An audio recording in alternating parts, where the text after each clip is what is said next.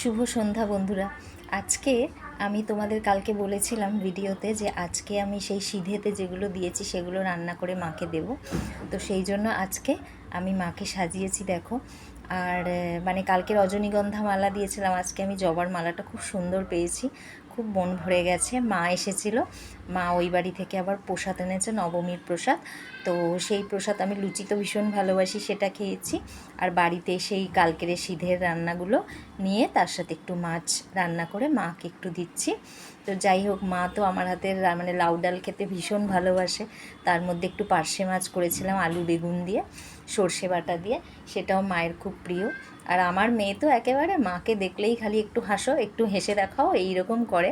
সে খেতে বসেছে, তাও তাকে বলছে একটু হেসে দেখাও, বুঝেছো? তো যাই হোক, সবাই মিলে আনন্দ করলে ভালোই লাগে। সারাদিনটা খুব ভালো গেছে। তারপর একটু মেয়ের সাথে ফটো তুললাম, ব্যাস। তারপরে সারা দিন খুব ভালোভাবে কাটিয়েছি। তোমরাও আশা করি ভালো করে কেটেছো। এই তো দেখতে দেখতে নবমী মানে পুজো শেষ হয়ে গেল, কালকে দশমী, সব শেষ। সবাই ভালো থেকো।